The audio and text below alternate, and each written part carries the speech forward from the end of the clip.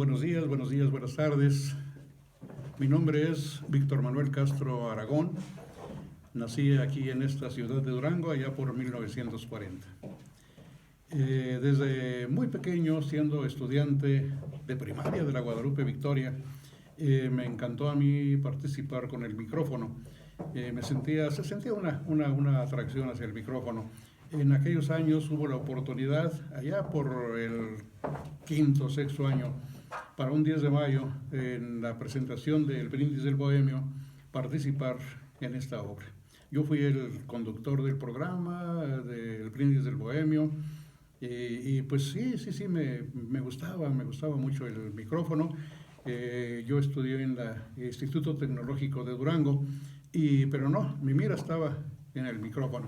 No concluí por ahí el estudio completo en el Tecno, tuve que salir para trabajar. Se presentó la oportunidad cuando apenas tenía XESK algunos meses al aire.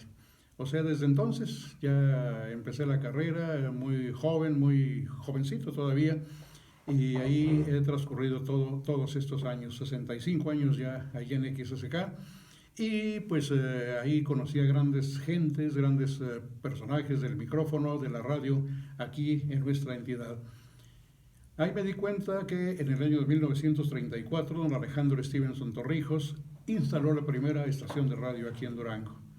1934.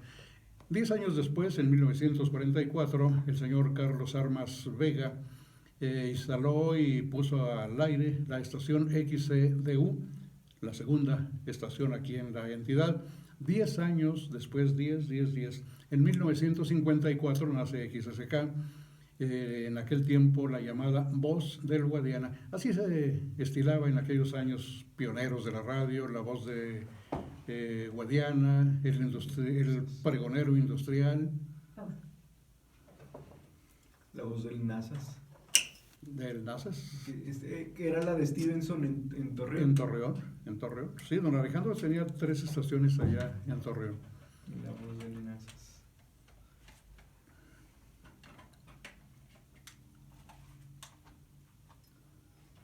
Se apagó la cámara y están las baterías completas, no sé qué pasó. ¿Se apagó al empezar o ya? No, ahorita se acabó, y la batería está completa, o sea, la llené, ahora sí que ayer. La trae cargadilla. Sí, pues ahora sí que... ¿Sí funcionó? Si quiere continuar. ¿Continuamos? Sí.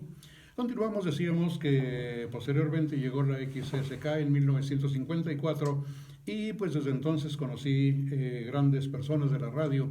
Claro que a mí me llamaba mucho y me atraía la radio en la Ciudad de México, las grandes estaciones XW, XQ, etcétera, y sobre todo aquellos personajes de la radio en el micrófono, con aquellos programas también que, qué barbaridad, hicieron historia. Hicimos historia también aquí en Durango, en aquellos años, los que participamos desde entonces en la radiodifusión, y bueno, pues aquí, llegando directamente a la XSK, empezamos en aquel año de 1955, y pues me tocó la época, lo que yo llamo, pues la época bonita, la época dorada de XSK. En aquellos años estuvimos ahí en la esquina de 20 de noviembre y Victoria. Ahí estaban las oficinas, estaba la cabina y sobre todo teníamos un teatro estudio de buenas características. Y menciono el teatro estudio que todas las estaciones lo tenían, la XE, la XCDU, pero XSK usaba mucho el teatro estudio. Teníamos programas, 14, 15 programas a la semana en el teatro estudio. En ese teatro estudio desfilaron grandes artistas de nivel nacional y desde luego también de nivel local. Aquí pues surgieron figuras, buenas figuras, y desde luego los artistas que venían de México. En aquellos años sí se promovían los artistas, promovían su material de grabación, etcétera, y su presencia sobre todo con las personas, les gustaba dar autógrafos y demás. Entonces pues sí hacíamos programas muy interesantes ahí en el teatro estudio de XSK. En aquellos años también hacíamos transmisiones muy a menudo a control remoto, transmisiones fuera de cabina. Transmitíamos todo. Todos los bailes de la ciudad, los estudiantes de la universidad, del tecnológico, bailes de fin de año, grandes orquestas. Nos tocó presentar en aquellos años orquestas, desde luego, de talla nacional. Aquí había buenas orquestas también, especialmente la de Nuco Cisneros, que era la que se encargaba de alternar con las orquestas que nos visitaban.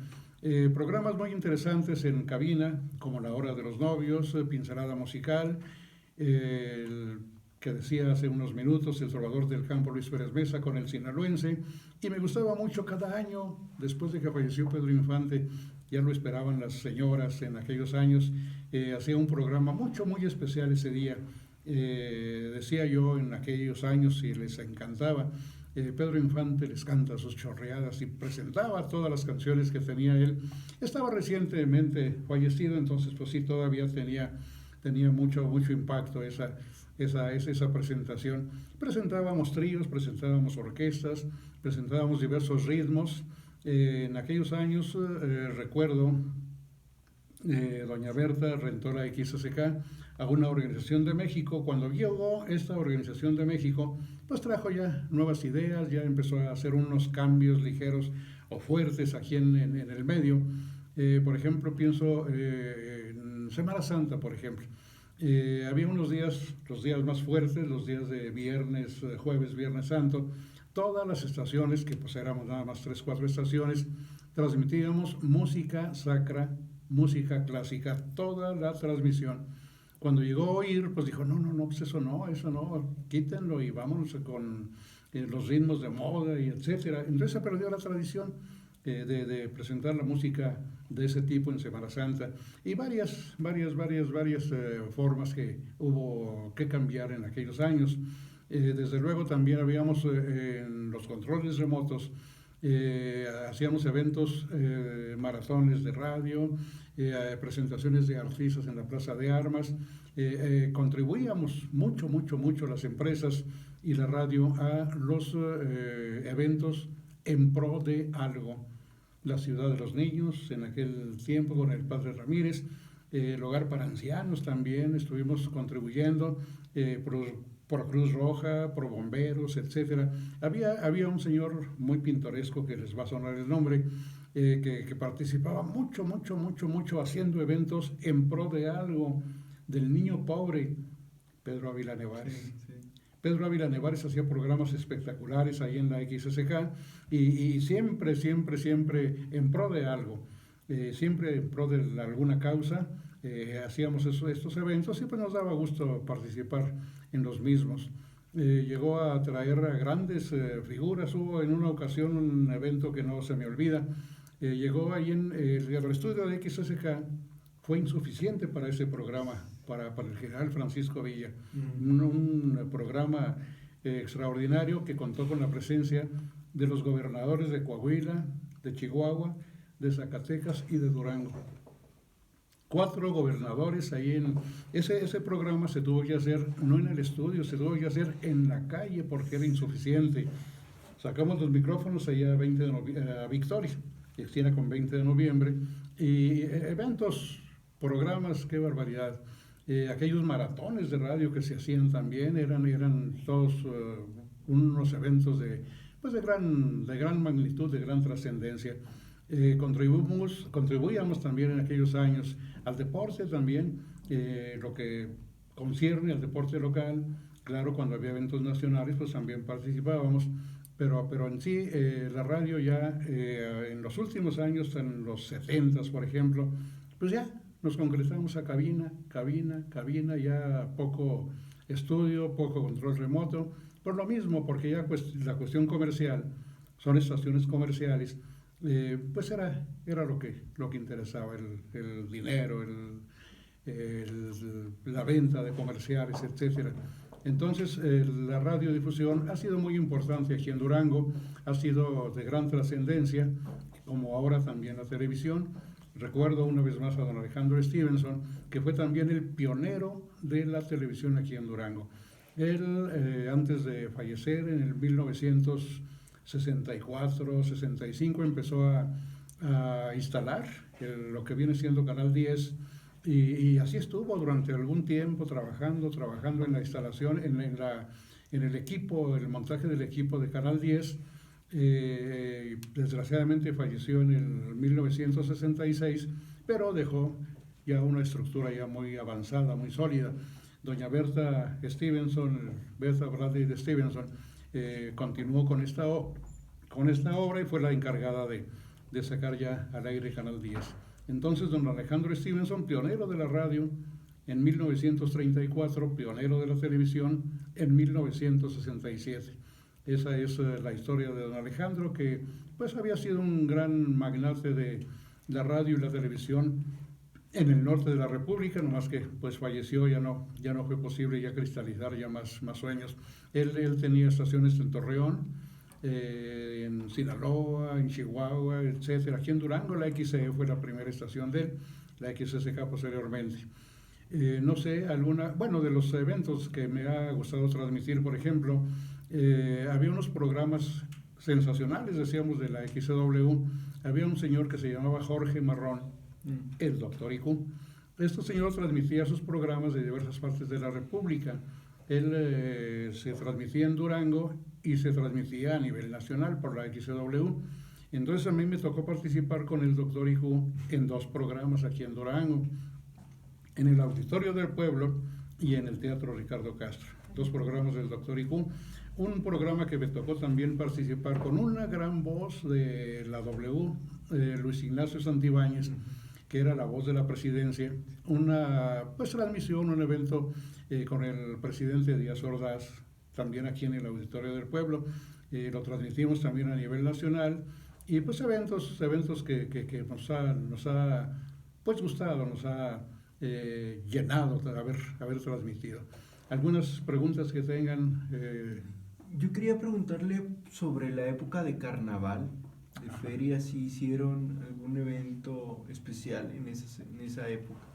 Las fiestas de carnaval aquí en Durango no han sido tan grandes, tan trascendentes como en Mazatlán, por ejemplo, en Veracruz, etcétera. Las fiestas de carnaval, pues ha sido las fiestas de Durango un carnaval ligero, no tan grande, tan bullanguero como en aquellos lados. Aquí había un club muy importante, club social, se llamaba el Club Honor y Gloria. Había grandes personajes en este club y promovían grandes eventos también. Cuando había elección de reinas de la ciudad, ellos siempre participaban con su reina para la ciudad, y pues sí, eran muy alegres, muy bullangueros, muy interesante este club, Honor y Gloria. A propósito, pues ellos lanzaron 4, entre otras, a 4 reinas de la ciudad que fueron de la familia Stevenson. 4 reinas de la familia Stevenson, Elma, Nelia, Lynn y Lorena Stevenson, reinas del tecno y reinas de la ciudad. Y yo también quería preguntarle, ¿cuándo se da el cambio del radioteatro, del espacio en Victoria a 20 de noviembre?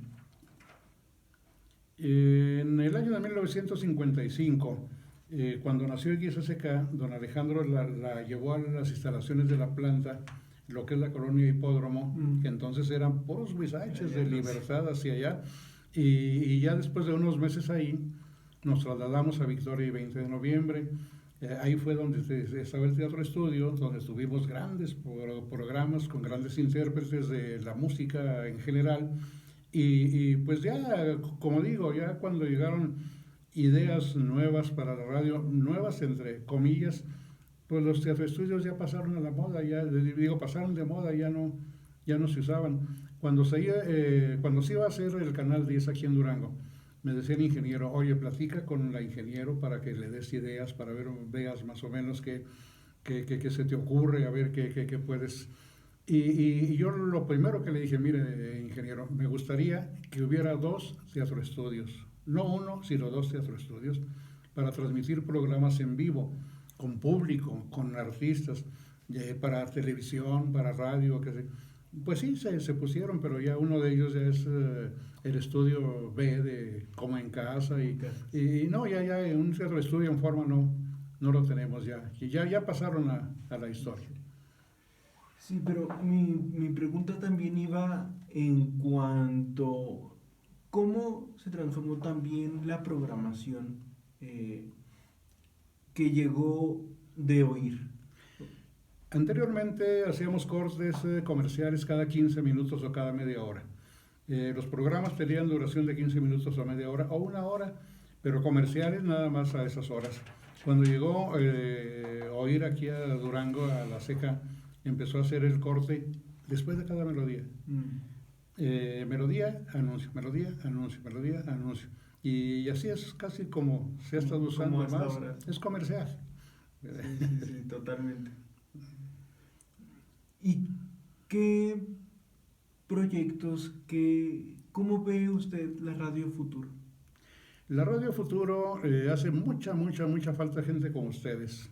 Gente como la que está aquí en Radio Universidad, que tienen una gran idea, que tienen una gran inquietud y les gusta pues hacer cosas interesantes que a la gente le llama mucho la atención, pero la cuestión comercial a veces no ayuda. Volvemos otra vez a lo mismo, ¿verdad? Aquí Radio Universidad, olvídate del comercial, olvídate del anunciante, etcétera, ¿verdad? Entonces podemos hacer programas a distancia, a tiempo, sin interrupciones, etcétera. Y pues lo comercial es lo que nos mata más.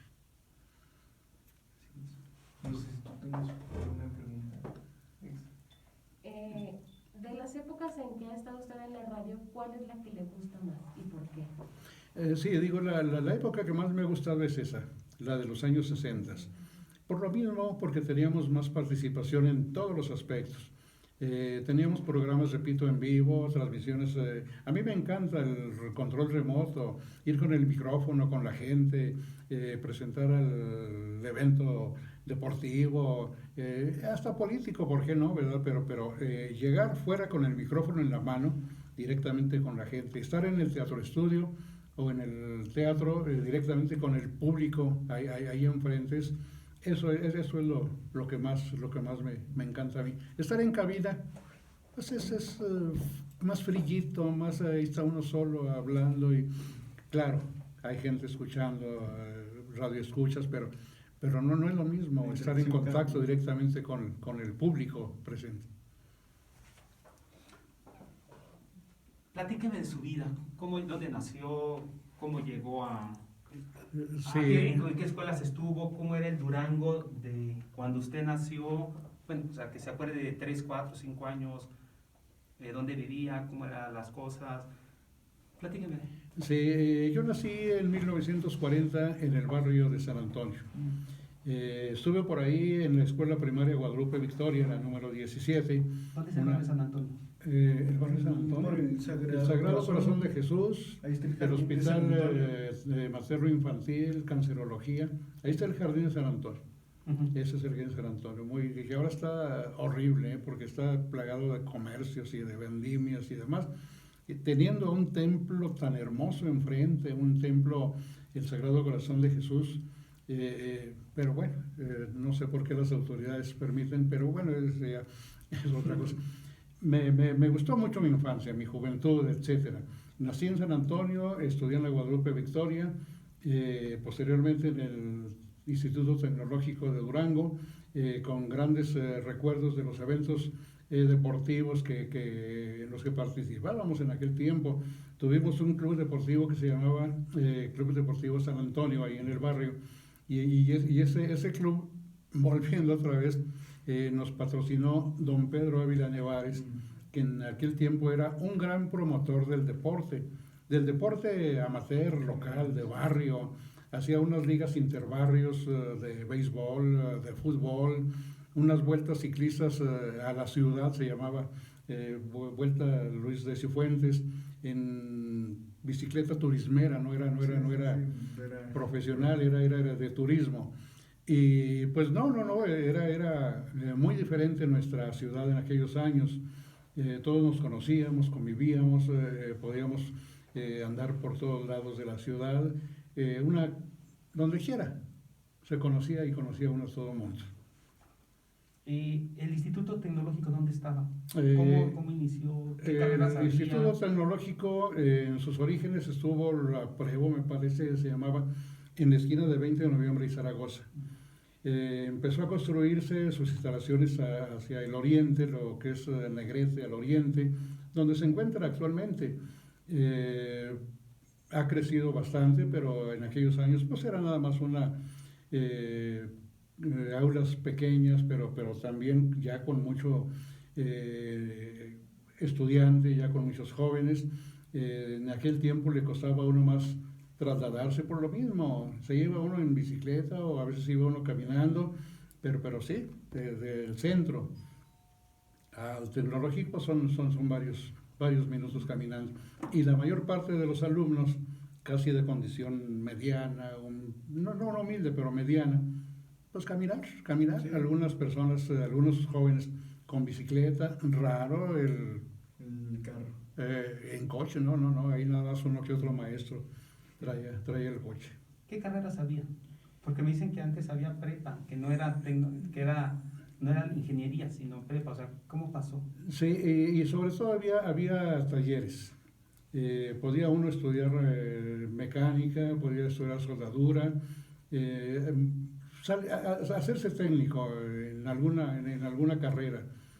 Ya posteriormente ya empezó a crecer más en el aspecto de educación, ya algunos estudiantes avanzados o más aplicadillos y con posibilidades, pues iban a México, al Politécnico, a concluir la carrera de ingenieros. ¿En qué momento dice usted, yo quiero estar en la radio? O sea, ¿quién lo motivó? O sea, ¿qué persona, qué personaje, qué cosas lo motivaron a decir, yo esto es lo mío? Comentaba hace unos minutos del Brindis del Bohemio, una obra que se presentó en primaria, estando yo en primaria. Ahí en el Jardín de San Antonio, en aquellos años de los 50, había un sitio frente al templo, el sitio de San Antonio, y en aquellos años un señor de ahí mismo del sitio tenía un equipo de sonido, tenía sus micrófonos, sus bocinas, sus discos, su tornamesa para tocar el disco, y a mí me invitaba para que anunciara ahí las canciones y pues mandar ahí un saludo a los muchachos, etcétera, una cosa 100% informal. Se trataba nada más de hacer promoción al sitio. Entonces ahí también fue donde tuve un poquito más de contacto con el micrófono. Y en ese tiempo, un señor, Jesús González se llamaba, de los pioneros de la XSK, que era vecino, ahí en el Jardín de San Antonio, en el barrio, me comentaba que hacía falta un muchacho para cobrar en la XSK. Y por pues ahí no me dijo dos veces. Como la humedad. Pero ahí no salió. Dejé un poco la carrera, el estudio y demás, y me fui directamente a XSK. Claro, yo cuando llegué ahí a XSK, yo no llegué directamente al micrófono, muy, muy joven todavía, pero ya estando ahí en el departamento de cobranza, pues convivía mucho ahí con los locutores en la cabina, con los programas, me familiaricé mucho con el micrófono. Ya cuando tuve la edad de presentar el examen y aprobarlo, porque no podía uno entrar sin el permiso de la Secretaría de Educación y de Transportes. Entonces ya fue cuando ya empecé a hacer uso del micrófono, ya directamente en cabina. ¿Se acuerda de algún locutor de esa época, de la primera época? ¿Cómo no? Me acuerdo de todos. XSK. Sí. Estuvo grandes voces todos, excelentes. Arturo Ibáñez Montelongo, sí, que en alguna temporada, ya casi en sus últimos años, estuvo aquí en Canal 12.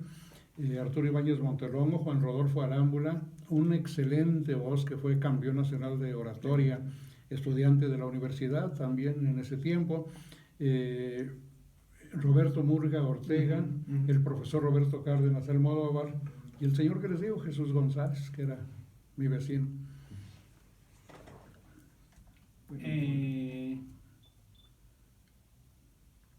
¿Cómo eran los taxis? Ahorita nos estaba hablando de los taxis. O sea, los jóvenes ahorita, si usted le dice un sitio de taxis, Y eso, pues, No lo Entonces, conocen. platíquenos del servicio público. No lo conocen. En aquellos años había rutas en la ciudad, muy poquitas rutas. La de los cafés, que era la San Antonio, la de los Rojos, acá por este lado de la colonia Morga, los de San Agustín Panteón, o sea, carros de ruta, lo que era un carro normal. Un carro normal que a veces se le ponía hasta 6, 8 pasajeros, ¿verdad? Cuando apremiaba el tiempo y hay que irnos me subo y así me voy. Ya posteriormente empezaron a aparecer lo que le llamaban las combis, unos camioncitos chiquitos que empezaron a circular para la colonia Insurgentes antes de llegar los camiones ya normales grandes. Y volviendo con los taxis, no había taxis recorriendo la ciudad. Libres. Estaban establecidos en un lugar. San Antonio, frente a la avenida San Antonio, el sitio principal, en 20 de noviembre, Bruno Martínez, otro sitio Juárez, por la de Juárez y 20 de noviembre, un otro sitio en la de 20 de noviembre y Pasteur, otro sitio allá por Santa Ana, exactamente en la esquina de la iglesia, el otro sitio acá por la Plazuela Vaca Ortiz, o sea, los sitios establecidos, eran 5 o 10 taxis que estaban ahí formados esperando. Eso normalmente a través del teléfono. Hablaban por teléfono, oiga, solicitaban el servicio hasta el domicilio, iban ahí, o personalmente llegaban al coche, se subían y lléveme a tal parte. Ya en alguna ocasión, ya más reciente, empezaron a circular por toda la ciudad, a recoger el pasaje donde saliera, ¿verdad? Y de hecho, pues ya los sitios fijos, pues ya desaparecieron, porque pues no, ya no, Sí, no había casi trabajo yo ahí. solo conozco el de